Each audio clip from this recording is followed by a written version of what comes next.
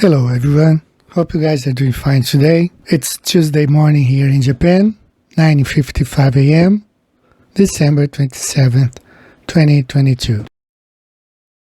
Just want to go over this amazing restoration of the Gleason's new standard map of the world map. This masterpiece was done by Dmitry from Russia. There are many flat earthers in Russia. I'm happy to say that there was a guy that even translated parts of my book into Russian and talked about emergency landings. And Dmitry has done an amazing job, and we're going to go in details here on some of the things he has done with the newly restored Gleason's map. First of all, I want to say this is a very large file. It's over 90,000 by 13,000 megapixels. Let's start here, longitude and time calculator. So here he explains everything. Number one, keep in mind that the time scale of this contains 24 hours or 24 hours meridians. 2. The dial corresponds to the clock dial, and between the Roman numerals representing time of day and night, there are 60 divisions of minutes to the hour marked on the periphery of the circle. So you can, once you download, you can go ahead and read everything here. I'm not going to go over. And on this side, ancient buildings, temples, and structures. So this is really important because you're going to see the map, you're going to go over, you're going to find some numbers. And he has identified some regions and cities that were not marked on the map by Gleason's. So here are all the ancient buildings, temples, and structures in red numbers, Table Mountains in green numbers, and mountain peaks by this bluish color. We're going to go over this when we look at the map, but one of the main things that I really like in this map, he has fixed this mistake here on the projection of Morden College. So I'm going to play this video here made by AJC, where he's from England, and he explains that originally Buffalo Printing in New York had made a mistake printing as Modern College. The correct is Morden College. Dmitry fixed this mistake, so now you have it corrected. And please watch this short video, you will understand what I'm saying. The map, which forms the central section of the chart, was created by one J.S. Christopher, and he claimed that Modern College is a misspelling of Morden College, which is just outside London, is equally credible given that the map appears to have been designed in England and then printed in the United States. It's not unreasonable for the US printers to have assumed that Morden was a misspelling and to have made the correction themselves. In either case, Morden College was originally opened, quote, for the poor merchants and such as have lost their estates by accidents, dangers, and perils of the seas. So it's quite reasonable to conclude that whoever J.S. Christopher was, he or she is quite likely to have had some considerable experience of the oceans and the maps of the world.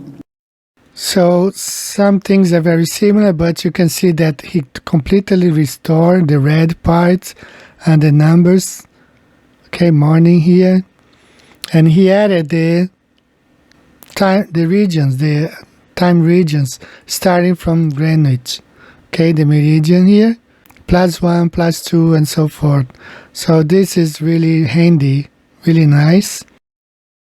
So now you can see some of the things he did. He added these are cities and regions. So some of the cities, there were names, but some of the others, the names weren't there, so he added, and I'm going to show you in a few minutes. So you see here now the restoration, he fixed the blue. The oceans are bluer. He fixed here the middle. This is pretty nice. I didn't like the metal ring here, and he fixed this. It looks really nice, really pretty. Down here, he completely made new ones, completely new ones out of that old faded one from Gleason's. He made brand new, and everything he is explaining. So you have more when you see those purple numbers means cities in Russia, either cities that are there now or that some of them were not on the map. But when you see some regions with numbers, those are the cities. So this is a table right here with the name of the cities. Some of them I think were on the map already, like Sevastopol, Volgograd, Moscow, St. Petersburg, but others were not. So he added also South American cities and cities in Central North America. Here in colors you have the map's legends. For example, in red, the original cities on the Gleason map found on the modern world map of the same name. In pink, the original cities on the Gleason map found on the modern world map under a changed name. In blue, cities that were not marked on the original Gleason map, mapped by their coordinates. This color, cities of Russia original and newly mapped according to their geographical coordinates in yellow. Some ancient structures, temples and megaliths, mapped according to their coordinates. This green triangle here. Table mountains and honeycomb structures, perhaps the remains of giant silicon trees or of a bygone era. And this color, the most famous mountain peaks of the world, mapped by their geographical coordinates. And here he made also the new ruler, minutes and degrees of longitude, corresponding to minutes of sun time. This is how new. English miles correspond to nautical miles, 60 miles to the degree. Okay, this is how new. On December solstice, you have Eurasian cities, and you have African cities. So he really did an amazing job. So let's look here. This is the Tropic of Capricorn, the equator, he made in different color. One thing I really like, he has the 60th parallel marked in bluish, with written Antarctic Treaty, 1959. He did add the Bermuda Triangle right here by the coordinates, exactly coordinates. He added this. He also added this place right here. This is Punta Nemo. This is where NASA buried their rockets. A lot of them are buried here. In this region, it's called Punta Nemo. Factsverse presents the underwater cemetery that NASA doesn't want people to know about. But we're going to tell you anyway. Well, there is a place that they all go. It's the underwater cemetery that NASA doesn't want you to know about. It exists out in the middle of the ocean. Just beyond New Zealand is a stretch of ocean known as the South Pacific Ocean Uninhabited Area, or SPOUA. Most nations around the world, they use this same name for the stretch of ocean, and they also know it as the Spaceship Cemetery. For nearly 50 years, this has been the final resting place for spacecraft from various countries. There's a reason that experts have chosen this particular area. The coordinates are 43 degrees 34 minutes 48 seconds south by 142 degrees 43 minutes 12 seconds west.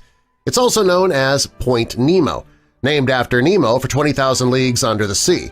More importantly, it's Earth's sole oceanic point of inaccessibility. While the area is often clear of ships, there are some who pass through the area from time to time.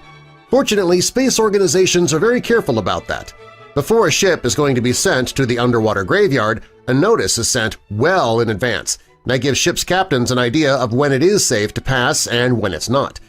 With all the mysteries associated with space, though, it's kind of nice to have at least one answer, huh? You know now where the ships end up.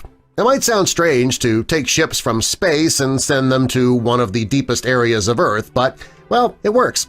So this is an amazing map, right? You can see a very detailed, extremely high resolution. He did an excellent job. Here's the December solstice, June solstice. And this map is now available for downloading here. In all my videos from now on, I'm going to be adding a new link where you will be able to download this beautiful Restore Gleason's map. Also, he asked me if I wanted another color, and I told him if he could make me a blue one, which he did. It's just as beautiful as the red one. And I'm also going to make this one available for downloading. So you're going to see it's very crispy, the image. So these two Gleason's maps will be available for downloading.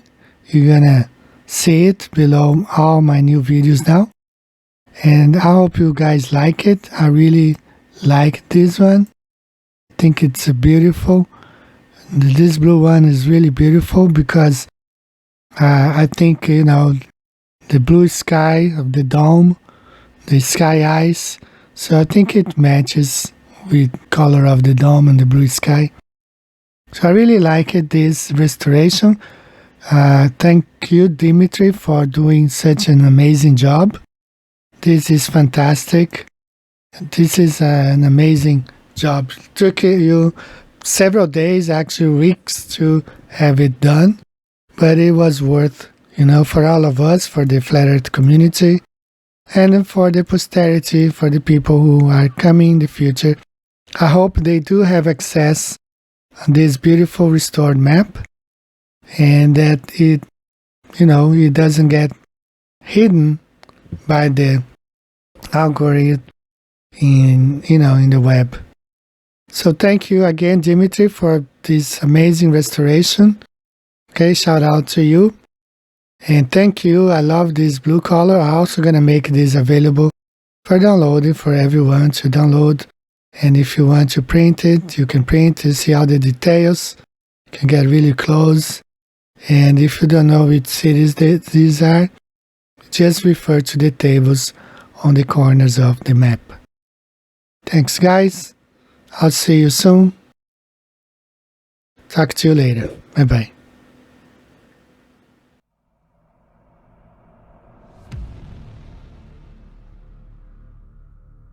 My name is Joshua Silva. I am a licensed commercial pilot and flight instructor. I have had a lifelong love of aviation and aerospace, and when growing up I even fancied myself an amateur astronomer. Number one, I'm a pilot, and when I used to fly out of Long Island towards Nantucket, bottom line here is they're going to give you some type of formula for every 100 miles. They're going to give you some type of XYZ per kilometer squared. Been in aviation for 21 years. Anything from helicopters to aerostats to big birds, little birds, fighter jets, things with engines, no engines, big blades, little blades, compressor blades. I woke up to the truth of the flat Earth, shape of the Earth, as an engineer and a pilot. I'm a merchant marine. I've been sailing 15 years. I graduated from the Paul Hall Maritime Center out of Piney Point, Maryland. I primarily sail on container ships, tankers, drill ships, military cargo vessels. You name it, I can sail on it. Work experience. I joined the Navy when I was 17 years old. I had a secret security clearance. There's different levels of security clearance. There's a lower level, then there's a secret, which is what I had. I'll be providing my in-depth experience of U.S. Navy submarines and how they prove we do not live on a globe Earth. However, due to the nature of my job and the security clearance that I hold, I wish to remain anonymous.